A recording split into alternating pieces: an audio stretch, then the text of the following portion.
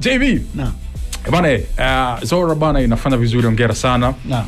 Na sisi tunafurahia kusema kweli, na mnatupa kazi ya kukimbilia screen muda wote bana, ili tusipitwe na kile ambacho kimeendelea. Labda kwa nafikiri zaidi ya miaka 29 sasa kwenye game ina from 1997 hivi nimeanza. Yes, 97 almost 29 sasa.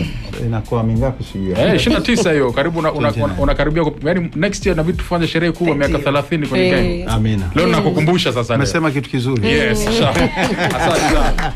Yeah. So 29 years on the game, na bado uko vile vile, pengine ubora umeongezeka zaidi.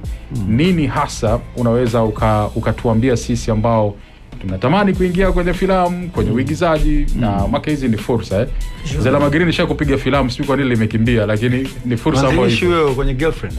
Umeona? Mwasisi kabisa. Tupe ile siri ya kuweza kubaki kwenye ubora huu mpaka sasa hivi tunaendelea kukutazama. Kiukweli kwanza mimi naamini ni upendeleo kutoka kwa Mungu. Naam. Kwa sababu kwenye hivi vitu vya sanaa kuna kitu mimi naita kibali. Yes. Wengine wanaita nyota, lakini kwetu sisi kwa imani yetu tunaita kibali. Sasa kibali kinaweza kikawa cha muda mrefu, cha muda wa kati, au muda mfupi. Sasa 29 years ni kibali cha muda mrefu. Okay. Na siamini kwamba kinatokana na ubora, mimi kwenye moyo wangu. Okay. Mimi naamini ni upendeleo au ni bahati Mungu tu amependa kwamba kwa muda wote nipate kibali cha kuonekana na kupendwa na watu. Kwa sababu hata mimi nikiangaliaga, wapo watu ambao wanafanya vizuri kuliko mimi, na unakuta yeye hangai hivyo. Ukiangalia, kwa sababu mimi kuna wakati nasimama kama director, ukiangalia unaona kabisa huyu mtu anaigiza sana na alitakiwa awe zaidi ya hapa, lakini unamwona labda hayuko huko. Sijui, nafikiri hata katika muziki inakuwaga hivyo hivyo. Kwa Kiingereza naita charisma.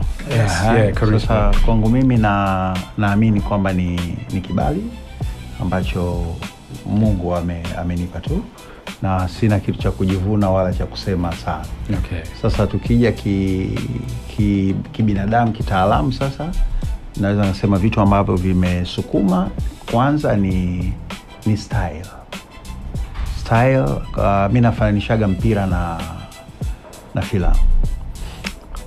Sisi tulianza zamani mambo hayo, tukafanya tulivyofanya, alafu tukapumzika kidogo. Tulipopumzika wengine wakaingia.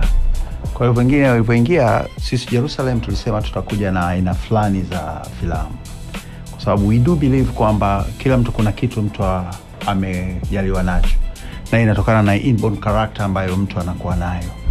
Kwa hiyo sisi tukasema tutafanya kitu kinaitwa romantic comedy na comedy drama. Hatutafanya drama kavu. Okay. Kwa hiyo ndio style yetu. Kwa hiyo ukiangalia sinema zetu nyingi sana ambazo tunafanya zinakuwa na ucheshi ndani yake. Okay. Tangu wakati tunafanya zile movie, ukiangalia Swaiba, DJ Ben, na kwenda kwa mwanangu, mpaka hizi za Zora na zingine zilizopita. Kwa hiyo na wasanii ambao tunapenda kuwaweka wanakuwa nao wanakwenda hivyo kwenye namna hiyo. Hata kama hayuko, kama director tunasema sisi tunafikiri ujumbe ni mzuri ukapelekwa ukiwa na ucheshi, unawafikia watu zaidi. Okay. Kwa sababu kwa maisha tunayoishi watu wana misukosuko mingi sana. Okay. Sasa ukiwapa majonzi matupu bila kuwapa ucheshi kidogo, ujumbe wako unaweza usifike. Okay. Kwa hiyo tunakwenda na drama, lakini sio 100% drama, tunaweka na ucheshi huku tukizipeleka. Lakini pia tuna aina ya waigizaji ambao tunawapenda ambao wanakwenda hivyo.